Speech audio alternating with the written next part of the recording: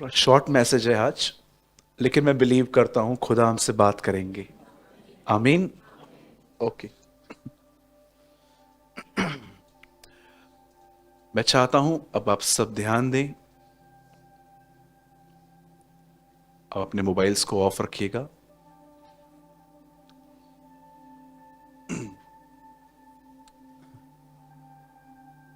क्या दुनिया में कोई भी ऐसा स्कूल है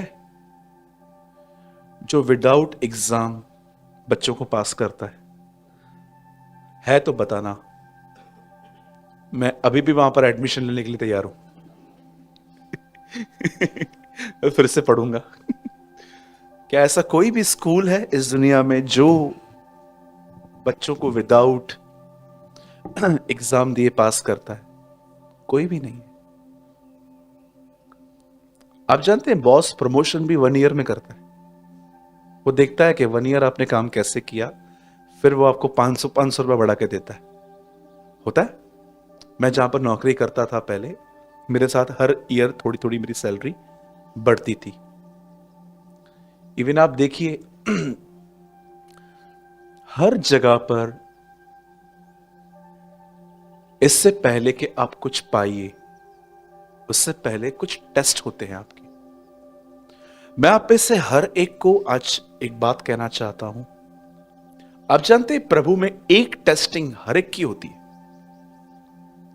और आप ये मत कहना ब्रदर बाइबल में तो लिखा गया है परमेश्वर किसी की परीक्षा नहीं करता। बाइबल में और भी बहुत कुछ लिखा गया है, हमें वो भी समझना पड़ेगा। आप जानते हो आप में से जितने भी लोग यहां बैठे हैं, एक टेस्टिंग आपकी हमेशा होगी। हमेशा परमेश्वर समय समय पे आपसे ये टेस्ट लेगा। ये मत समझिएगा कि परमेश्वर प्रिपेयर करेगा आपके लिए, लेकिन परमेश्वर अलाउ करेगा। राइट? जानते हो प्रिपेयर करने में और अलाउ करने में क्या फर्क होता है?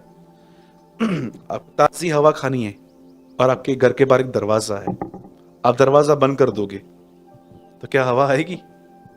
खोल दोगे तो आप अलाउ कर रहे हो। आप जानते हैं वो परीक्षा क्या है? इंटरेस्टिंग। जब आपके साथ लोग बुरा चलेंगे ना, तो परमेश्वर ये देखेगा अब आप उनके साथ कैसे चल रहे हैं। ये टेस्टिंग हर एक की होगी। आप में से कोई ऐसा कह सकता है कि मेरी लाइफ में ऐसा कोई भी लाभान नहीं है, मेरे लाइफ में ऐसा कोई व्यक्ति नहीं है ब्रदर जिसको जो मुझसे बुरा चले। याद रखिएगा एक टेस्टिंग होगी।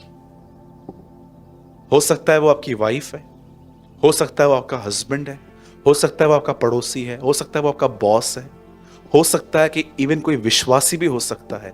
लेकिन याद रखना ये एक बिगेस्ट टेस्टिंग होती है जब परमेश्वर आपकी जिंदगी में ऐसे लोगों को अलाउ करता है जो आपसे वैसा व्यवहार नहीं करेंगे जो आप उनसे उम्मीद करते हो। और ये होने के बाद खुदा आपको देखेगा कि अब आप उनके साथ कैसा बिहेव करोगे। इसके बगैर कोई ऊपर नहीं जाता, कोई नहीं जाता। मैं कल जब वापस आ रहा था, मैं इतनी प्लेसेस पे इरिटेट हुआ, कल इतना इरिटेट हुआ सिस्टम को देखकर।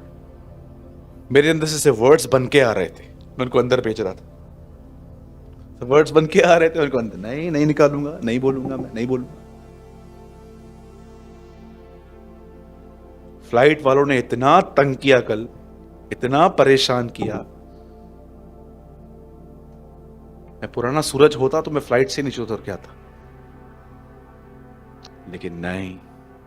ये प्लेसेस हैं जानने की कि एक्चुअली आप कौन हो।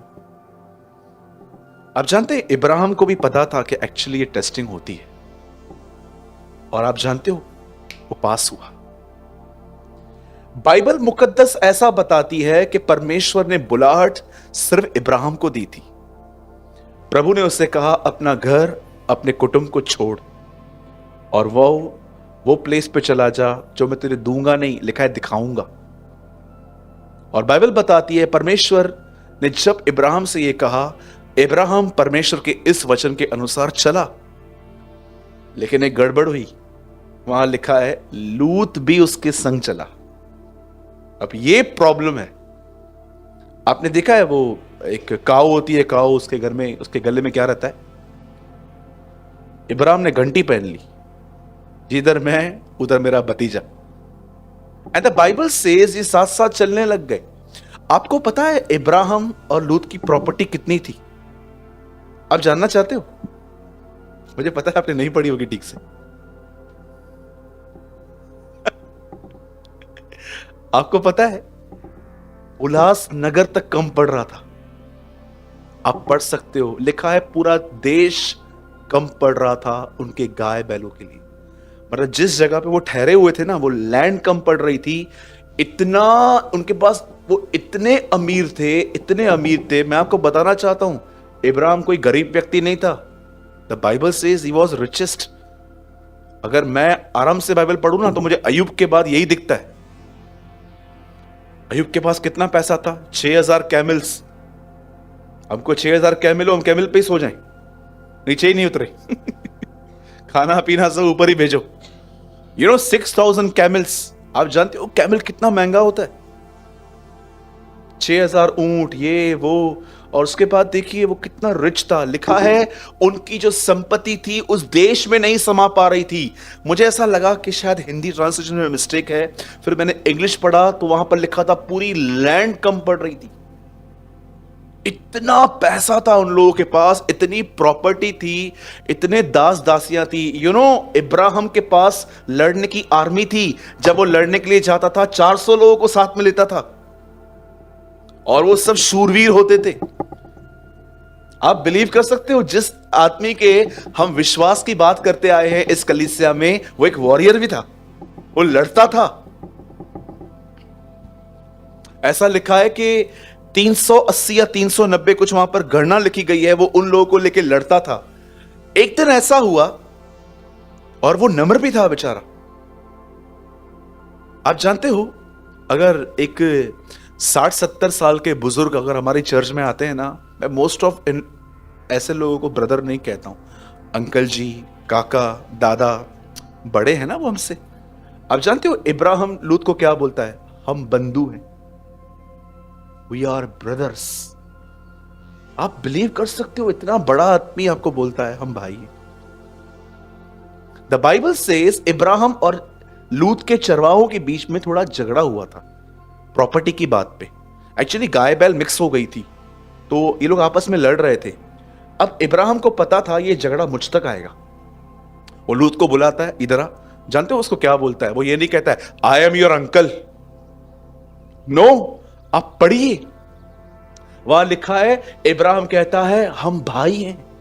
और अच्छी बात नहीं है कि भाई लोग आपस में लड़ें। एक काम कर, तू दाहिने जाएगा तो मैं बाएं जाऊंगा। सारा देश पड़ा हुआ है, जहां चाहिए चला जा। तू लेफ्ट जाएगा, मैं राइट जाऊंगा। तू राइट जा रहा है, मैं लेफ्ट जाऊंगा। ओके, ठीक है। और पहला चांस अलग होने का लूत को मिला एक्चुअली। अब लूत ने क्या किया? लूत ने यहां वहां देखा। लूत के बिल्कुल लेफ्ट या इस साइड में एक जमीन थी, और वो पूरी बंजर थी। मुझे नहीं पता है आप में से कितने लोग बंजर जमीन के बारे में नॉलेज रखते हैं। बंजर जमीन का मतलब होता है जिस पे आप खेती नहीं कर सकते। कौन खरीदेगा मुझे बताइए? सामने बिल्डिंग पड़ी है, आपको पता है 2 साल के बाद बीएमसी इस पे बुलडोजर चलाएगी, आप लोगे? आपको पता है इब्राहिम ने ऐसा सौदा लिया एक्चुअली। एक टावर वहां पर खड़ी है, और एक ऐसी बिल्डिंग खड़ी है जो 2 महीने के बाद टूटने वाली है। लूत ने बोला मैं यहां जाऊंगा, गो। बात में मालूम पड़ा एक्चुअली ये टूटी है। Sodom and Gomorrah. And the Bible says ये दोनों अलग हो गए। अब अलग हो जाने के बाद बाइबल बताती है लूत जो था वो सदोम में रहने लग गया। और बाइबल बताती है सदोम के लोग प्रभु की दृष्टि में बड़े गुनहगार थे, सब प्रकार के गंदे काम करते थे। बहनें बहनों के साथ पाप करती थी, भाई भाइयों के साथ पाप करते थे। गे और लेस्बियन रिलेशनशिप की पहचान ही वहां से हुई थी। आपको पता है ये स्टार्टिंग वहां से हुआ है। आजकल आप देखिए लड़कियां शादी कर रही हैं लड़कियों से, लड़के शादी कर रहे हैं लड़कों से। अबॉर्शन तो अमेरिका में एक कल्चर बन गया है आजकल। कल्चर चलता है ब्रदर, इट्स ओके। इब्राहिम बंजर जमीन पे, और ये आदमी टॉवर्स में रह रहा है, हिल्स में रह रहा है। और जानते हैं एक दिन क्या हुआ? कुछ राजाओं ने ये डिसाइड किया कि वो सदोम और अमोरा पे अटैक करेंगे, और इन सब राजाओं ने अटैक किया। और उन्होंने वहां से एक किडनैपिंग की। ये बाइबल की पहली किडनैपिंग थी। उन्होंने किडनैपिंग की, लूत को बांध के ले गए। अब मुझे एक बात बताइए, सच बताइएगा, आपको कोई धोखा दे और उसके बाद आपको पता चले उसको भी धोखा मिला है, कितनी ठंडक आती है। हम ऐसे करते हैं, प्रभु मैं हाथ उठा कर गा, गीत निकलते हैं हमारे अंदर से। मैंने बहुतों को देखा है ऐसे चुप करके बैठेंगे, लेकिन खुशी होती है। और अंदर से क्या आवाज आती है? ये तेरा न्याय था। आप बिलीव करेंगे, इब्राहिम का भतीजा किडनैप हो गया है, और ये बात इब्राहिम को पता चली। बाइबल कैसे बताती है कि यीशु को पता चलता था कोई बीमार है, ऑन द स्पॉट उसको ठीक करता था। द बाइबल सेज जैसे इब्राहिम को पता चला, इब्राहिम अपनी फौज लेके वहां पर गया, सारे राजाओं को उसने हरा दिया। एंड द बाइबल सेज उसने लूत को वहां से छुड़ा लिया। जैसे वो छुड़ा के आया, क्या हुआ? ही मीट विथ मेल्किसेदेक। मेल्किसेदेक से मिला। उसके हाथ में क्या था? रोटी और दाखरस। Jesus with holy communion. यीशु मिला उससे प्रभु भोज के साथ। हर टेस्टिंग के बाद आप खुदा के करीब नहीं, खुदा आपके करीब आएगा। वाओ, ये come on, give a big hand for the Lord.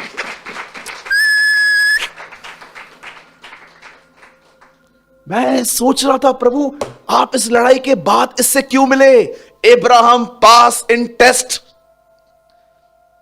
हम तो वहां पर लड़ने नहीं जाते। इब्राहिम अपने उस भतीजे को छुड़ाने के लिए गया जो उसका फायदा उठाता था, उसका एडवांटेज लेता था। जैसे उसे पता चला कि मेरा भतीजा किडनैप हुआ है, वो वहां पर गया। इब्राहिम एक ऐसे व्यक्ति को छुड़ाने के लिए गया जो अपने लिए ही अच्छी चीजों को चुनता था, भले उसको कुछ भी मिले। मेरे भाइयों, मेरी बहनों, जैसे इब्राहिम उसको छुड़ा के आया, अब देखिए रास्ते पे क्या मिला उसे? मेल्किसेदेक। मेल्किसेदेक कौन है? यीशु का प्रतीक। आप देखिए इब्रानियों में पूरी कंपैरिजन है। जैसे यीशु का कोई मां बाप कोई था नहीं, वो पवित्र आत्मा के द्वारा जन्मा था, ठीक है। वो उसके लेखे में आती है कि उसने एक जन्म एक वंश से लिया। परमेश्वर ने मरियम को यूज किया और मरियम का आदर करते हैं। बाइबल कहां भी नहीं कहती वो खुदा है, पर हां बाइबल ये कहती है वो एक अच्छा पात्र थी। और कई बार मैं लोगों को कहता हूं, अगर आप मरियम को हाई प्लेस देते हो तो मैं आपको बताना चाहता हूं, उससे हाई प्लेस यीशु जानते किसको दिए? जॉन द बैप्टिस्ट को। जितने स्त्रियों से जन्मे उनमें सबसे बड़ा कौन? यीशु ने कहा मरियम से ऊंचा कौन है? ये यूहन्ना बपतिस्मा था। जब उसने वो टेस्ट पास की, उसे मेल्किसेदेक मिलने आया। और जानते हो क्यों मिलने आया? पहली चीज क्या बोलता है वो उससे? ओ मैं आपको सच बताता हूं, ऐसे लोगों से मुलाकात करो जो नम्र हैं। जानते हो क्या बोलता है? चलिए मैं आपसे सवाल पूछता हूं, मेल्किसेदेक जब इब्राहिम से मिला, मुझे बताइए उसने इसको क्या कहा? आप हैरान हो जाओगे सुन के। बाइबल में मत देखो, मुझे बताओ, स्टडी देखूं मैं आपकी क्या है। आप जानना चाहते? जब इब्राहिम लूत को आजाद करके वापस आ रहा था, वो मेल्किसेदेक से मिला। मेल्किसेदेक ने उसे क्या कहा? स्वर्ग और पृथ्वी के मालिक यहोवा की ओर से तू धन्य हो। बताइए क्यों ऐसा कहा गया?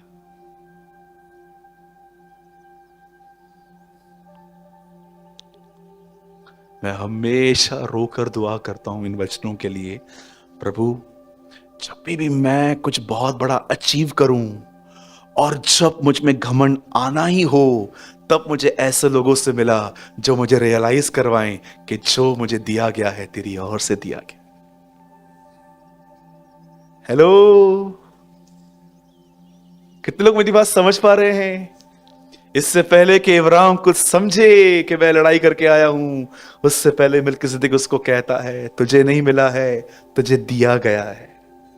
कितने लोग ये प्रे करते हैं, प्रभु कि जब भी मैं कुछ लाइफ में कुछ बड़ा अचीव करूं, मैं कुछ पालूं, होने दे प्रभु, मेरी ऐसे लोगों से मुलाकात करवाना जो मुझे महसूस करवाएं कि मैं अपनी मेहनत से नहीं, मैं तेरी दया से कुछ हूं।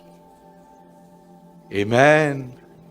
कितने लोग समझ पा रहे हैं? वी आर लर्निंग समथिंग, हम कुछ सीख रहे हैं। और मैं आपको बताऊं, अगर ऐसे लोग आपसे नहीं मिलेंगे ना, नेक्स्ट जानते हैं आप कैसे घूमेंगे? भाई भाई ऐसे घूमते हैं लोग, ऐसे ऐसा लगता है यहां पर कोई लकड़ी की खपच्ची लगी हुई है। भाई मैंने बहुत लोग देखे, नौकरी नहीं थी तो बकरी की तरह थे, अभी शेर बन गए। ब्रदर मैं कितना कमाता हूं, मैं कितना कमाता हूं, मैं ये हूं, मैं हूं। और कुछ लोग जो अब्रॉड रिटर्न होते हैं ना, आप इनसे मिलो और आप इनसे पूछो, और आप कैसे हो? मैं कल ही यूके से आया, मैं कल दादर से आया। हर जगह पे बस बूस्टिंग करनी है, घमंड करना है। कई बार आप घमंडी क्यों बन जाते हो? मैं आपको नया वे बताता हूं आज, क्योंकि आप नम्र लोगों से नहीं मिलते। So many time you are, आपके घमंड का जानते हो कारण क्या होता है? क्योंकि आप अपने जीवन में नम्र लोगों से नहीं मिलते हो, जिनसे मिलके आपको एहसास हो कि यार एक्चुअली मैंने कुछ किया ही नहीं है, जी तो सब परमेश्वर के अनुग्रह से मिला है।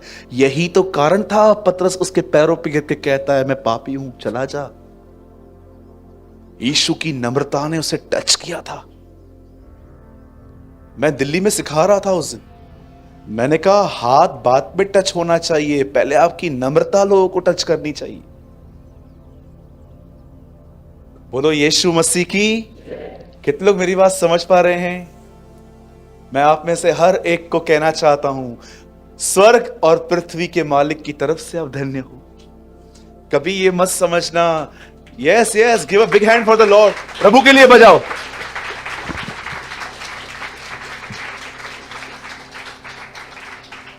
आप घर जाके पहले लर्न करना, आप देखना, लड़ाई पूरी हुई, मेल्किसिदक आ गया प्रभु भोज लेकर, दाख मधु रोटी लेकर, उसे कहता है, ये मत सोचना कि तू खुद जीता है, तुझे उसने जितवाया है। मैं आप में से हर एक से एक सवाल पूछ के आज के वर्ड में आना चाहता हूं। क्या आप कुछ सेकंड्स के लिए सीधा यहां देख सकते हैं? वन क्वेश्चन, क्या दिन में एक बार आप लोग ऐसा करते हैं कि 2 मिनट निकालते हैं, 2 मिनट्स, और आप प्रभु के पास जाते हैं और उससे कहते हैं, आज तक मुझे जो भी मिला है सब तेरी वजह से।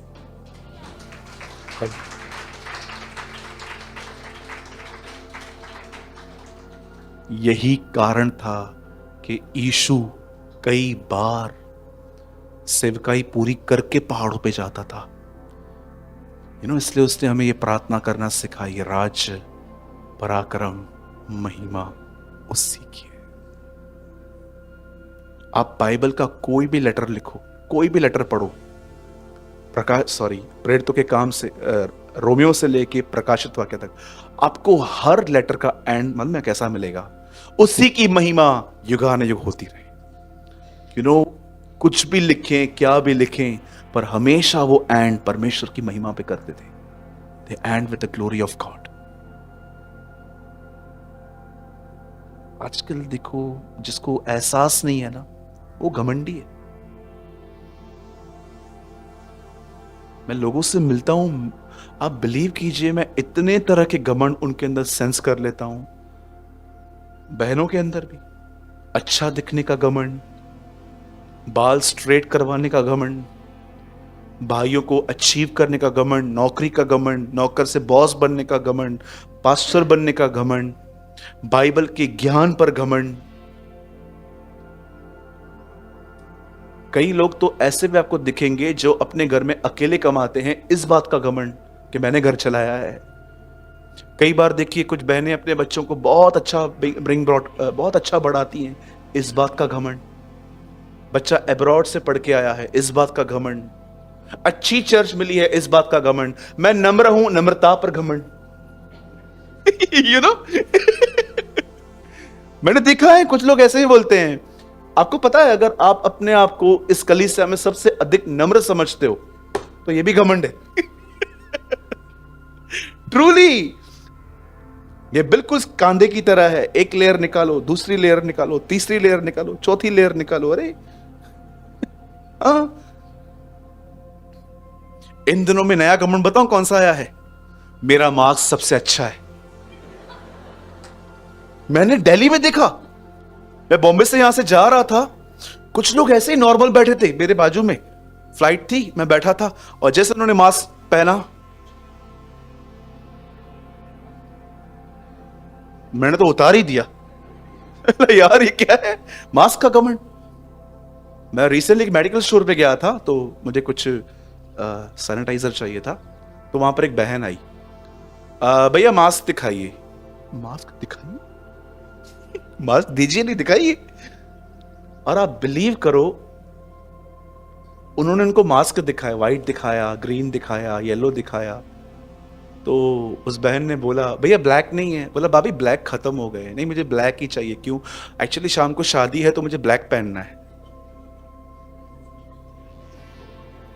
मैं पूछ रहा था, प्रभु कोई पुलपिट लगाओ इधर। कोई यहां पर पुलपिट लगाओ तो मैं इसके लिए प्रीच करूं कुछ। इस बात का घमंड।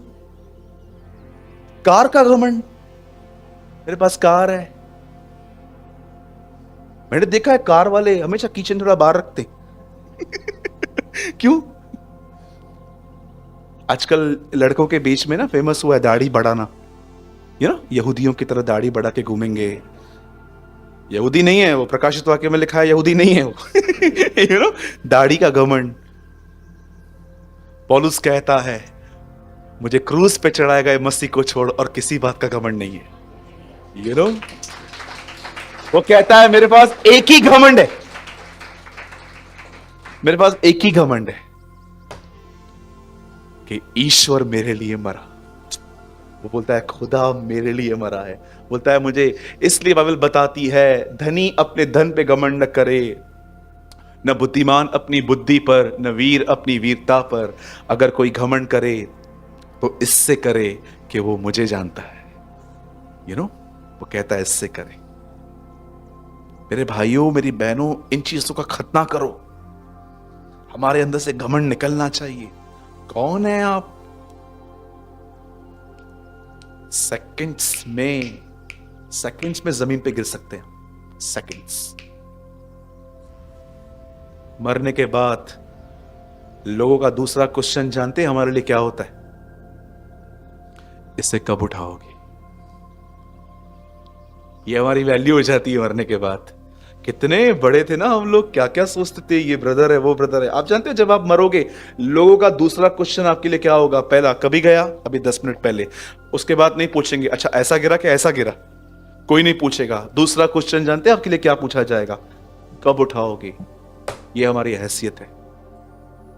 मुझे बहुत पसंद है पीटर भाई ये वर्ड, उत्पत्ति 1:1, आदि में परमेश्वर, और उत्पत्ति 50:50, यूसुफ कब्र में, Joseph was in coffin.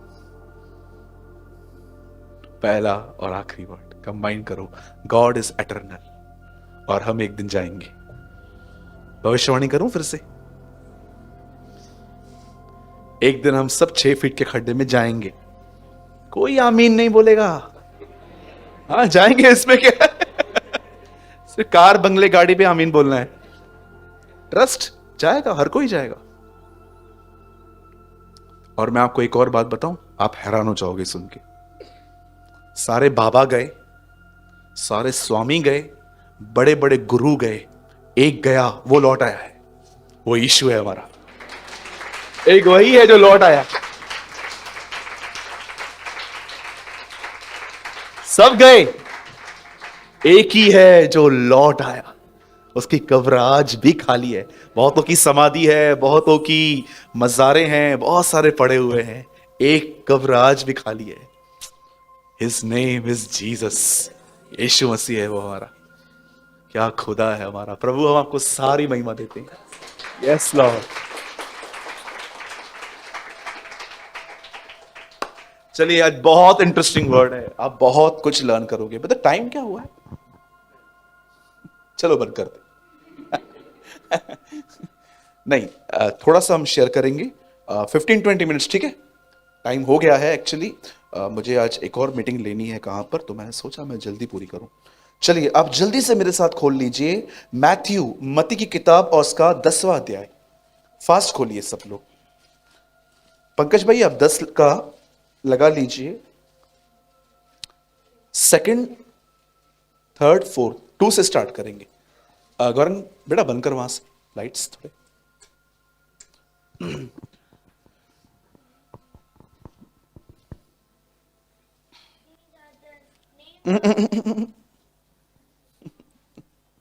Thank you. इन 12 प्रेरितों के नाम ये हैं। पहला शिमोन, जो पतरस कहलाता है, उसका भाई अंद्रयास, जब्दी का पुत्र उसका भाई। नेक्स्ट, फिलिपुस और बर्तुलमै। मैं आपको बताना चाहता हूं, कितने लोगों ने यूहन्ना 1 अध्याय में पढ़ा है? नतनएल, नतनएल और बर्तुलमै एक ही है। थोमा, चुंगी लेने वाला, मती, हल्फई का पुत्र याकूब और दे। आगे शिमोन कनानी और यहूदा इस्करियोती, जिसने उसको पकड़वाया। ब्रदर सेकंड फिर से लगाइए। अच्छा मुझे बताइए, यहां पर ऐसा होना चाहिए ना, उन 12 प्रेरितों के नाम ये है। मछली पकड़ने वाला शिमोन, प्रोफेशन लिखा है,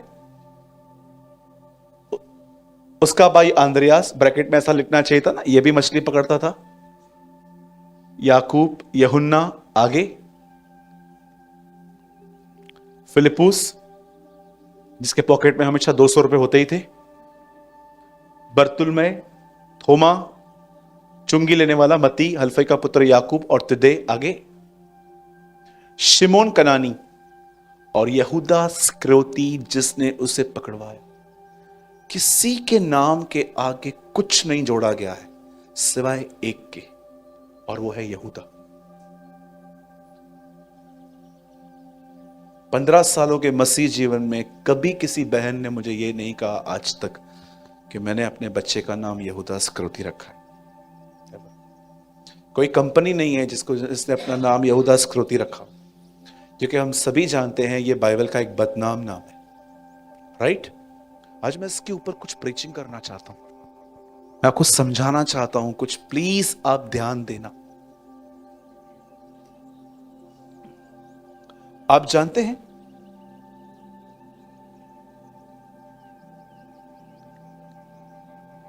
एक रात प्रभु ने सारी रात प्रार्थना की थी। ही प्रे होल नाइट। और मैं आपको बताना चाहता हूं, कई लोग रूल्स बनाते हैं ना, आपको प्रेयर मॉर्निंग में ही करनी चाहिए। मैंने रिसेंटली एक प्रचारक को सुना, उसने कहा आधी रात को प्रार्थना करोगे तो ही उत्तर आएगा।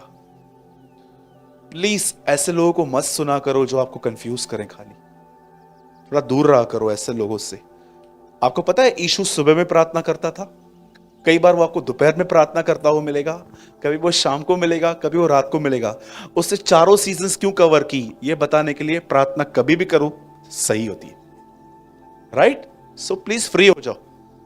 कई बार क्या होता है, जब मॉर्निंग की प्रेयर नहीं हो पाती है तो कुछ लोग सोचते हैं मॉर्निंग में की होती तो उत्तर जल्दी आता। ये कोई DHL का कोई कोरियर नहीं है जो पहले पहुंचेगा, ये बाद में पहुंचेगा।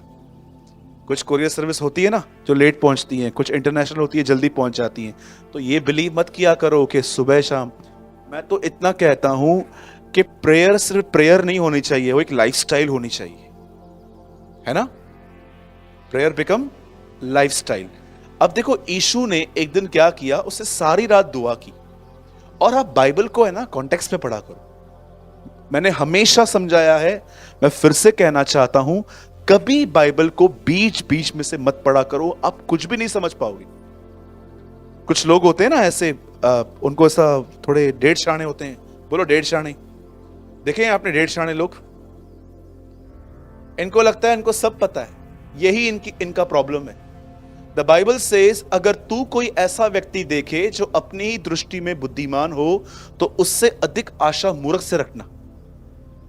You know it's a word, it's a proverb कि अगर आपको कोई ऐसा व्यक्ति मिले ना जो आपको बार बार ये कहता है मुझे पता है, मुझे पता है, बातों को काट के आपको भाषण देना चालू करता है, समझ जाओ ये मूर्ख व्यक्ति है। मूर्ख का मतलब ये नहीं होता कि वो पागल है। ही इज अ मैन, ये वो व्यक्ति है जिसके अंदर विजडम नहीं है। हम लोग क्या है ना, मूर्ख को एक्चुअली हम लोग ट्रांसलेट करते तो पागल आता है। और आपको पता है पागल लोग कौन होते हैं? जो ऐसे ही कुछ भी विदाउट शर्ट वगैरह घूमते रहते हैं। ये वो पागल वाले नहीं है, ये ये ऐसे पागल नहीं है, ये डिसेंट पागल है। देखो दो तरह के पागल होते हैं। एक होते हैं बाहर आप देखो रास्ते पे कुछ भी करते रहेंगे, किधर भी सोएंगे, कुछ भी खाएंगे बैठ के, उनको समझा जाता है ना। पर कितने लोगों ने डिसेंट पागल देखे?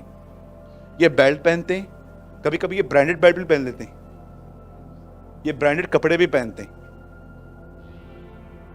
ये बड़े डिसेंट मूर्ख होते हैं।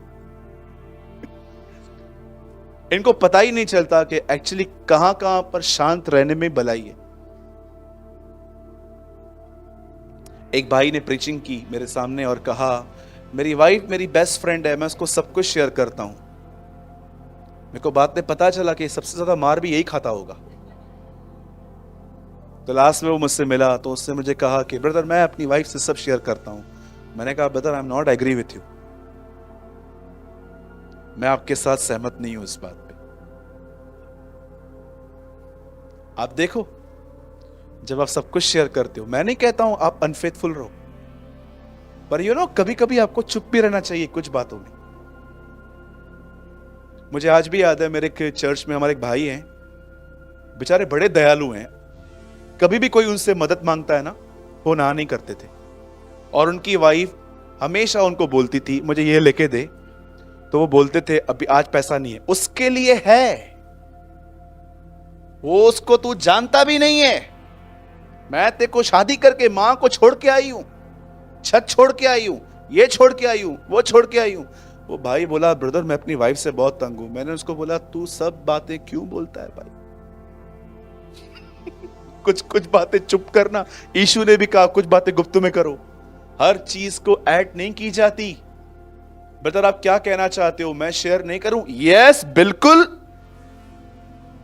आज पता नहीं चलेगा, आज तुम मुझे इमेच्योर समझोगे, लेकिन कुछ सालों के बाद आपको पता चलेगा, जब आपको झापड़े लगेंगी, फिर आप बोलोगे सूरज भाई सही बोलता था।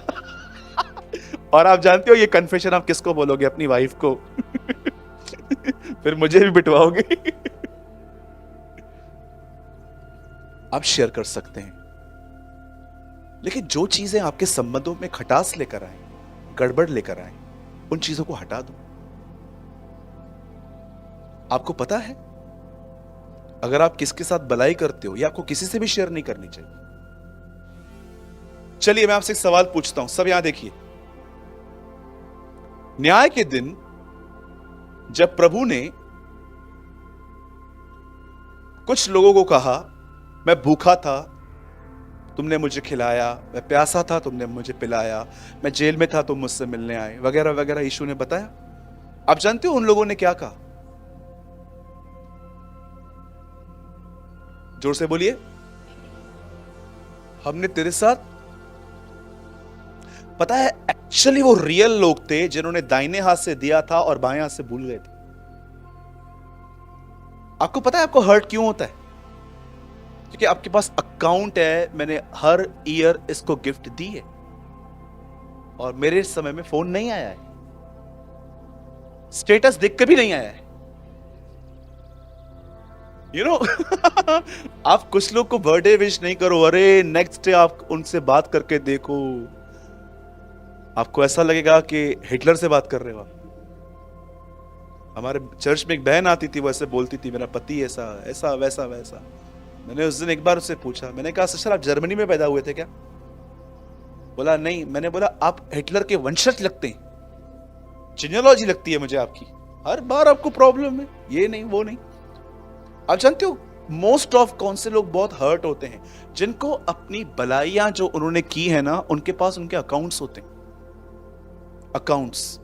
ये साल में मैंने इसको घड़ी दी, ये साल में मैंने इसको कपड़े लेके दिए, ये साल में ये, और देखो उसने मुझे क्या दिया, विश तक नहीं किए। इतने बड़े बड़े अक्षरों में लिखा है मैंने स्टेटस पे आज मेरा बर्थडे, उसके बाद भी नहीं किए।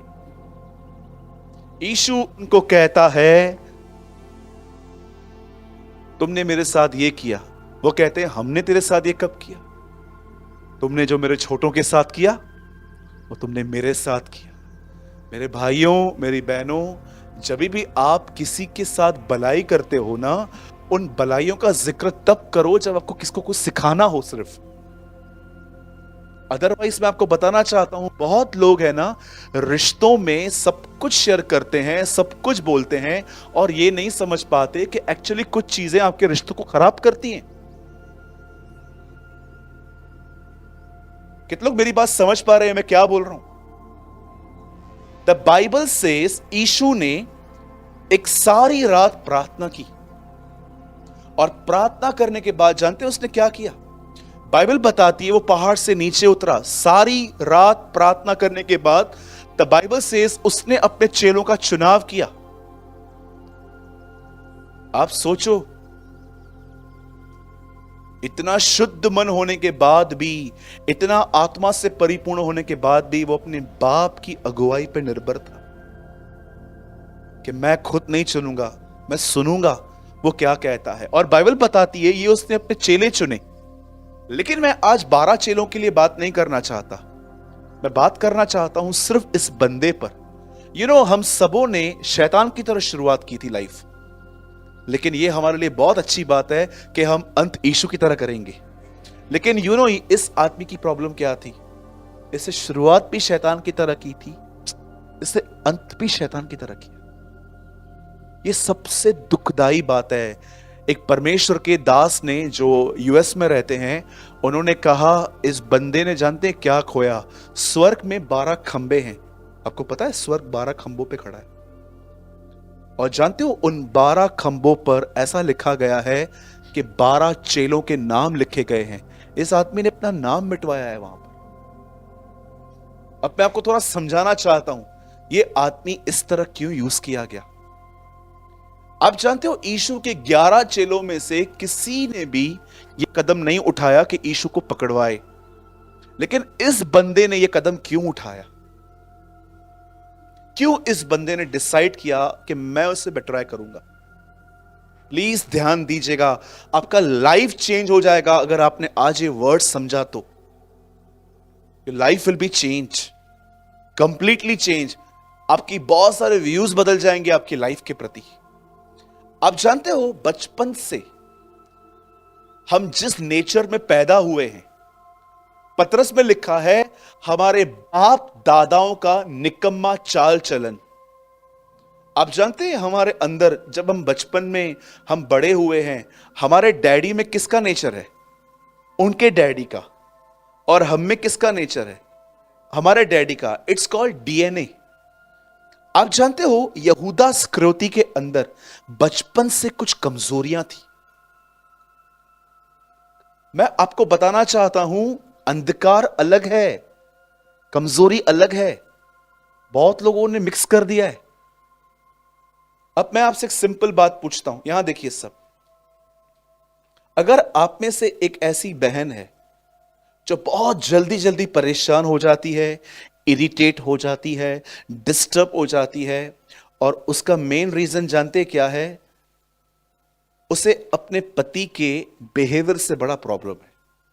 आप जानते हो यह आपकी कमजोरी है जो आप अपनी मां के पेट से लेके निकले थे। एक्चुअली आपकी मदर भी ऐसी थी और आप भी ऐसे हो। शैतान आप पे स्टडी करता है कि एक्चुअली ये इनकी कमजोरी है। फिर वो जानते हैं क्या करेगा? बार बार आपके सामने ना आपके पति का ऐसा बिहेवियर लेकर आएगा जैसे आप डिस्टर्ब हो जाओ, क्योंकि वो जानता है कि एक्चुअली ये इस बात पे कमजोर है। आप एक ब्रदर हो, प्रभु में आने से पहले आप लड़कियों के पीछे बहुत भागते थे, ये आपकी कमजोरी थी। यह आपकी वीक पॉइंट थी कि जब आप लड़कियों को देखते थे तो आपको उनको देखना, उनके टाइट क्लोथ्स को देखना आपको अच्छा लगता था। लेकिन जब आप प्रभु में आए, अचानक आप देखिए आप मजबूत हो गए। अब आपने देखना बंद किया। लेकिन आप 2-4 दिन प्रार्थना न करके देखो, आपके सामने वही बातें आएंगी, क्योंकि डेविल को पता है कि आप इन बातों में वीक हो। शैतान कई बार आपके सामने ऐसी चीजें लेकर आएगा जो एक्चुअली आपके अंदर की कमजोरी को बाहर निकाले। इस बंदे को स्टार्टिंग से एक चीज है ना बहुत अट्रैक्ट करती थी, और वो था पैसा। इस आदमी को है ना बचपन से एक चीज बहुत पसंद आती थी। पैसा एक्चुअली है क्या? Piece of paper. लेकिन आप सभी जानते हो पैसा एक सोर्स है, एक रास्ता है सुविधा को खरीदने का। इसीलिए इंग्लिश में अगर आप ट्रांसलेशन पढ़ेंगे अलग अलग, तो आपको बहुत जगहों पे पैसा नहीं मिलेगा, आपको बहुत जगहों पे लिखा हुआ मिलेगा mammons. You cannot love God and mammons. तुम एक ही जगह पे एक लेविश लाइफस्टाइल से और खुदा से प्यार नहीं कर सकते। आप जानते हो पैसों से क्या मिलती है? एक लेविश लाइफस्टाइल, ब्रांडेड कपड़े, branded shoes, branded belt, branded perfumes वगैरह। एक्चुअली परमेश्वर को पैसों से प्रॉब्लम नहीं है। परमेश्वर यह कहना चाह रहा था एक ही टाइम पे लेविश लाइफस्टाइल और एक ही जगह पे खुदा से प्यार नहीं किया जा सकता। कितने लोग मेरी बात समझ रहे हैं? अब यहूदा इस्करियोती की जो कमजोरी थी वो था पैसा। अब हुआ क्या, जब यीशु ने उसको बुलाया तो देखिए करंट अकाउंट इसके पास था, थैली। और आप जानते हो यीशु की मिनिस्ट्री एक्चुअली फाइनेंशियल भी बहुत ब्लेस्ड था वो। आप ये मत समझना कि यीशु किसको किसको मांग के बोलता था मैंने मिनिस्ट्री की है, परमेश्वर पैसे नहीं भेज रहा है, आप दो। ये बहुत सारे प्रचारक हैं आजकल के जिनको प्रभु ने बुलाया भी नहीं है और सबको बोलते रहते हैं मेरे को दो, मेरे को दो, मेरे को दो। नो, हमेशा बिलीव करो, if God calls you he will provide you. जब परमेश्वर बुलाएगा तो वो प्रोवाइड भी करेगा। मैं कभी कभी सोचता हूं प्रभु पतरस मैरिड था यार, पर लिखा है ना बाइबल में यीशु किसको ठीक करने गया था? उसकी सांस को लिखा था ना। एक परमेश्वर के दास ने एक जोक बनाया था रिसेंटली। उन्होंने कहा जानते हो क्यों पतरस ने इनकार किया? क्योंकि यीशु ने उसकी सांस को ठीक किया। मैंने कहा no, that's wrong. You know, यीशु के पास एक थैली होती थी, और मैं आपको बताऊं यीशु को सबसे ज्यादा ऑफरिंग कौन बेचता था? एक सिस्टर। राजा हेरोदस के दरबार में जो ट्रेजर था, उसकी वाइफ हेरोदस के खजांची की पत्नी, ऐसा लिखा है, वह उसे बेचती थी, उससे उसको पैसे बेचती थी। और जानते हो यीशु क्या करता था? यीशु उस थैली में रखता था और जो भी लोग मैरिड थे उनको देता था वो, ताकि उनके घर चलें। प्रभु को पता था नहीं दूंगा तो उनकी बीवियां मेरे पास आएंगी। राइट, वो मेरे पास आके झगड़े करेंगी कि क्या है ये सारा दिन, और आके डायलॉग मारेंगी भूखे पेट भजन ना होवे। उनको पता था ये नहीं हो पाएगा। एंड यू नो उसके बाद क्या हुआ? यहूदा उस पे से पैसे लेता था। वैसे एली के पुत्रों में और यहूदा में कोई ज्यादा अंतर नहीं है। द बाइबल सेज एली के पुत्र भी ये सब करते थे। और आप जानते हो एली की मौत कैसे हुई? पढ़ा है आपने? आप ही की तरह कुर्सी पे बैठा था, कुर्सी पीछे गिरी, गर्दन टूट गई और वो मर गया। बाइबल की पहली अजीब डेथ है ये, कि एक आदमी सिर्फ चेयर से गिरा, गर्दन टूटी और मर गया। आप जानते हो ये आदमी की मौत सिर्फ एक मौत नहीं थी, एक प्रोफेसी थी कि पुरानी लीडरशिप को मैं खत्म कर रहा हूं, अब मैं नई लीडरशिप को लेकर आऊंगा। क्योंकि कलीसिया का सर यीशु है, कलीसिया उसकी देह है। जब परमेश्वर ने नेक ब्रेक की तो एक्चुअली नेक ब्रेक नहीं की, उसने लीडरशिप ब्रेक की कि अब मुझे ऐसे लोग नहीं चाहिए, अब मैं ऐसे चरवाहे खड़ा करूंगा जो मेरी प्रजा को चराएंगे। और अब आराम से पढ़ो, उसके बाद ही तो दाऊद आया। उसके बाद डेविड आया। आप पढ़ के देखो, जितने लोग शाऊल के अंडर में लोग थे सब कर्जों में थे, हर एक के ऊपर लोन था।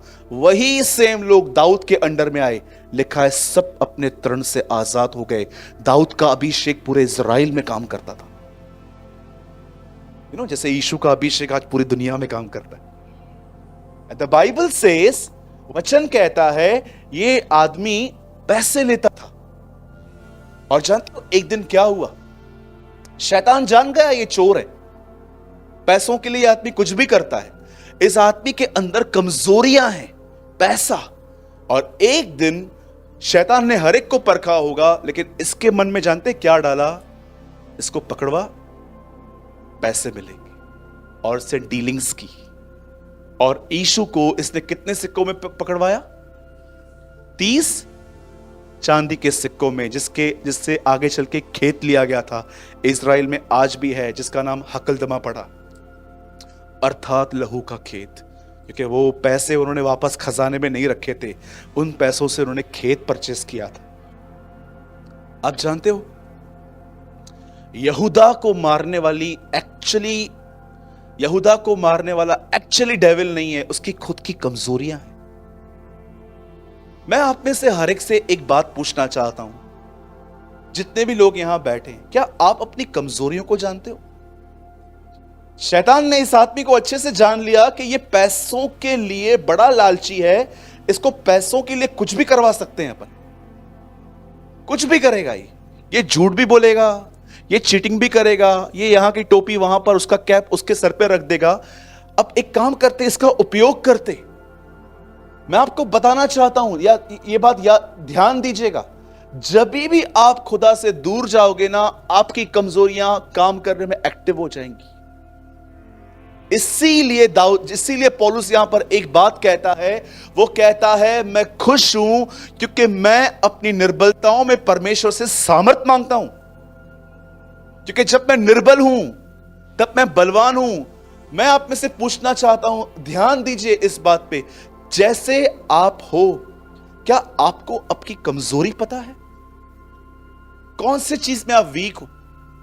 जिस चीज में आप वीक रहेंगे ना, हमेशा डेविल आपके सामने वही।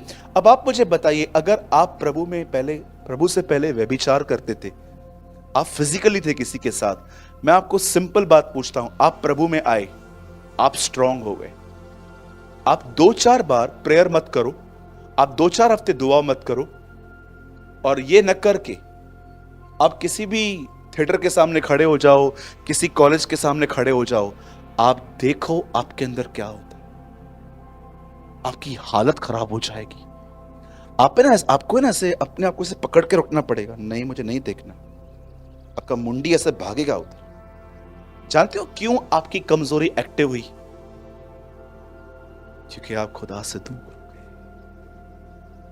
आपको क्या लगता है मैंने ये अनुभव नहीं किया है? अरे कई बार मुझे मेरी कमजोरियां पता है, और मुझसे ज्यादा मेरी कमजोरियां डेविल को पता है। एंड ही नोस किसको कैसे फंसाना है। इस बंदे के ऊपर स्टडी की थी उसने, ये पैसों के लिए चोरी कर सकता है, झूठ बोल सकता है। इवन आपको पता है एक दिन एक एल्बेस्टर, एक इत्र की बोतल तोड़ दी गई, जानते हो ही रिएक्ट्स। वहां पर क्या लिखा है? यहूदा नाराज हो गया, नाराज होकर कहता है यह पैसा तो गरीबों को बांटा जा सकता था। वहां पर क्या लिखा है? उसे गरीबों की चिंता नहीं थी, उसे था यार इसका बेच के कुछ पॉकेट में आता, ऑफरिंग में से वो चोरी करता था। मेरे भाइयों, मेरी बहनों, जो भी लोग अपने कमजोरियों को लेकर खुदा के पास नहीं जाते हैं ना, मैं आपको बताना चाहता हूं, आप बहुत डेंजर में हो। इस आदमी को नहीं पता था कि इस दुनिया के सबसे महान प्रचारक के साथ घूमने के बाद भी यह बंदा नाश हुआ है। जो भी लोग अपनी कमजोरियां जानते हैं, अधिक बोलना, अधिक सोचना, लड़की, पैसा, स्मोकिंग, ड्रिंकिंग, बकबक करना, बुराई करना, चुगलियां मारना, जितनी भी बहनें और भाई अपनी कमजोरियां जानते हैं, अगर आप अपनी कमजोरियां लेके खुदा के पास नहीं जाओगे, मैं आपको सच कहता हूं, आप डेली पाप क्षमा मांगना, पाप करना, क्षमा मांगना, ऐसी पूरी जिंदगी निकल जाएगी। और फाइनली यू लॉस्ट। मेरे भाइयों, मेरी बहनों, बंद करने से पहले एक बहुत सिंपल लाइन मैं आपको बताता हूं। प्रभु यीशु मसीह इस दुनिया में पापियों को बचाने आया था। लेकिन याद रखना, अब की बार प्रभु किसी पापी के लिए नहीं, धर्मी के लिए आएगा। और अगर आप जानना चाहते हो धर्मी कौन है, तो धर्मी सिर्फ वो लोग नहीं है जो विश्वास करके बपतिस्मा लेके कलीसिया में बैठे हैं। रियल राइचस व्यक्ति वो है जो खुदा के साथ चलता है। अगर आपको ये बात जाननी है, आप लूका 1 अध्याय पढ़ो, उत्पत्ति पढ़ो, नूह के बारे में आपको पता चलेगा। They are the people who walk with God. मैं हैरान था उस दिन, मैं दिल्ली में था, मैं आपको बता रहा हूं, मैंने वहां पर प्रीच किया, नोहा ने ड्रिंक क्यों की, इसके ऊपर मैंने पूरा सरमन प्रीच किया। जब वो बोट से नीचे उतरा, पूरी दुनिया में कोई भी नहीं, सिर्फ नूह एक्साइटमेंट में आके, घमंड में आके उसे ड्रिंक कर ली। कभी कभी एक्साइटमेंट को भी कंट्रोल में रखना बहुत जरूरी है। बहुत सारे भाइयों ने बीवियों से एक्साइटमेंट में बड़े बड़े वादे किए थे, मैं देहरादून लेके जाऊंगा, मैं दिल्ली लेके जाऊंगा, टीट वाला भी नहीं लेके गया मैं इधर लेके जाऊंगा, मैं दिल्ली लेके जाऊंगा, मैं पंजाब लेके जाऊंगा। आप जानते हो आपने सब वादे कब किए थे? जब आप बहुत खुश थे। मैं तुझे नई नई ड्रेस लेके दूंगा, लिंकिंग पे चल, मैं तुझे सब लेके देता हूं। बहन पैसे ले लो इनसे, ये नहीं चलेंगे, आप खुद ही होकर आओ। बड़े बड़े वादे करते। बहुत खुश था एक दिन हेरोद, बोल लड़की क्या चाहिए? यूहन्ना का सर। अपनी खुशी के कारण वो फंस गया बेचारा। उसके हाथ से सोचो कितना बड़ा पाप हुआ है। एक नबी को मारना। आपको पता है यीशु ने क्या कहा? हाबिल से लेके जकरिया तक जिनकी भी मौत हुई, उन सब का बदला इस युग से लिया जाएगा। ये नबियों की मौत का बदला। आप सोचो, परमेश्वर के नबी को मारना। विश्वासी को हाथ लगाओ तो स्वर्ग से प्रभु बोलता है मुझे क्यों सता रहा है? तो सोचो नबी की जो नबी को तंग करेंगे उनकी हालत क्या है। मैंने आज तक देखा है, जिन भी लोगों ने कलीसियाओं को डिस्ट्रॉय किया है ना, जिन भी लोगों ने चर्च को जलाया है, मारा है, तोड़ा है, मैंने देखा है आगे चल के परमेश्वर ने बहुत स्ट्रॉन्ग डीलिंग्स की हैं उन लोगों के साथ। कौन बचा? मुझे बताइए, कौन बचा फिरौन। समुद्र में कब्र बनाई उसकी प्रभु ने। लिखा है आज तक उस सेना का पता नहीं चला है। कहां गए मादी फारसी? मिट्टी में मिला दिया प्रभु ने। कहां गई इजबल? कुत्तों ने उसके खून को चाटा, बाइबल बताती है, जब वो गिर गई। ऐसा लिखा है जहां वो मरी वहां पर वैश्याएं नहाती हैं आज। कहां गया हेरोदस? मट्टी में मिला दिया उसको भी। इसलिए यशायाह में लिखा गया है सबको मारा उसने, अब एक बचा है और लिखा है प्रभु उसको भी नहीं छोड़ेगा, शैतान। आप जानते हो यशायाह में एक वचन लिखा है जहां पर लिखा है खिड़की है। मैं कभी आपको दिखाऊंगा, मुझे ढूंढना पड़ेगा। आप जब भी उस खिड़की से बाहर देखोगे ना, आपको एक ही चीज दिखेगी, स्मोक, धुआं। प्रकाशित वाक्य में नहीं, पर यहेजकल और यशायाह में इस खिड़की का जिक्र है। एक ऐसी खिड़की है जहां से आप कभी भी बाहर देखो आपको सिर्फ धुआं ही दिखेगा। मैं एक दिन प्रभु से पूछ रहा था, प्रभु ये धुएं का क्या अर्थ है? आप जानते हैं हम जब उठा लिए जाएंगे, न्याय पूरा हो जाएगा, हम स्वर्ग में रहेंगे और हम हमेशा इस खिड़की की तरफ जब बाहर देखेंगे तो हमें धुआं दिखाई देगा। और आप जब भी प्रभु से पूछोगे प्रभु ये धुआं क्यों दिख रहा है, तो प्रभु आपको एक ही बात कहेगा, तेरे कॉलर पे जिसने हाथ डाला था ना वो जल रहा है, तेरे पर हाथ उठाया है, इतना आसानी से छोड़ूंगा मैं उसको? शैतान, वो कभी नहीं मरेगा। लिखा है वो युगानुयुग जलता रहेगा। आप जानते हो डेविल कभी भी नहीं मरेगा, वो कभी डाई नहीं होगा, वो एक आग की झील में रखा जाएगा। इवन द प्रकाशित वाक्य में लिखा गया है, यूहन्ना कहता है मैंने देखा शैतान और मौत आग की झील में डाले गए, मौत भी डाल दी गई अंदर, खत्म।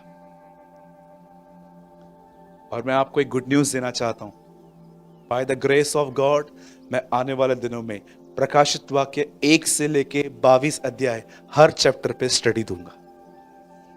परमेश्वर, कुछ मेरे लेसन्स बाकी हैं जो मैं सीख रहा हूं, हर चैप्टर पे 1 घंटा स्टडी, राइट। मैं आपको एक रहस्य बताऊं, पहले के 3 अध्याय में कौन दिखाया गया है? आप आराम से पढ़ना, आपको पूरे प्रकाशित वाक्य में 3 के बाद कलीसिया कहानी दिखेगी। अच्छा, उठा ली गई, कहां नहीं मिलेगी आपको, कलीसिया का जिक्र ही नहीं है। फिर जिक्र है इजराइल का,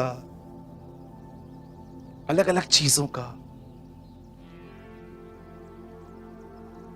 मेरे भाइयों, मेरी बहनों, अपनी कमजोरियों को पहचाने और परमेश्वर के सामने कमजोरी लेके जाइए और कहिए प्रभु मुझे बलवंत कर, शैतान मेरी इन कमजोरियों को लेकर मुझे बहकाने न पाए। अगर आपकी कमजोरी पैसा है, वो पैसा लेके आएगा। आपकी कमजोरी लड़की है, वो लड़की लेकर आएगा। आपकी कमजोरी किसका बुरा बिहेवियर है, आप किसी के बुरे बिहेवियर को टॉलरेट नहीं कर पाते हो, वो बार बार आपकी सोच में उस आदमी को लेकर आएगा। आपकी कमजोरियां को पहचान कर यहूदा इस्करियोती को कुछ भी नहीं किया गया, उसके सामने सिर्फ प्रोडक्ट लेकर आया। कभी कभी आप देखो, बच्चे नहीं आते तो अपन क्या करते हैं, मैं बताऊं मैं क्या करता हूं। हमारे घर पे एक छोटा सा बेबी है, अभी वो थोड़ा बड़ा हो गया है। कई बार मैं उसको बोला था, साहिल, हाँ मामा, नहीं मैं बैठा हूं। आप बिलीव करो, मैं फ्रिज से चॉकलेट लेके फिर बैठता था, साहिल मामा मैं 2 मिनट में आ रहा। मैं बोला प्रभु चॉकलेट दिख के आया।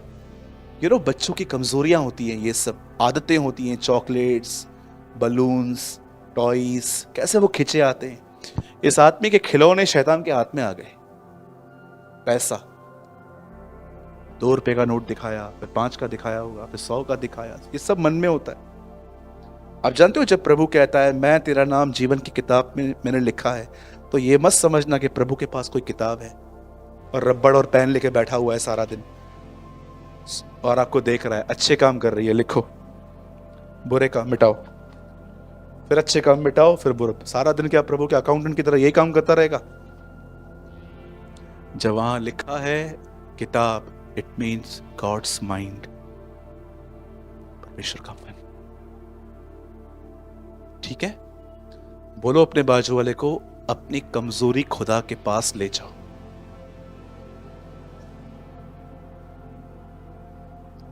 प्लीज इस मैसेज को हल्के से मत लेना। आपको भी पता है कि एक्चुअली आज कुछ अलग ही सीखने को मिला है, कुछ अजीब ही सीखा है मैंने आज से। तो बाप रे, ये तो मुझे पता ही नहीं था। मुझे तो लगता था सब शैतान करता है। नहीं नहीं नहीं, आप उल्लासनगर में रहते हो, यहां पर लाइट बंद होने का ब्लेम भी डेविल पे जाता है। सब चीजें उस पर मत डालो, अपनी कमजोरियों पर वर्कआउट करो, खुदा के पास जाओ, उससे मांगो मुझे भर अपनी आत्मा से, समर्पण करो, वो आपको अपनी आत्मा से भर देगा। उसके बाद आपकी कमजोरी तो छोड़ो।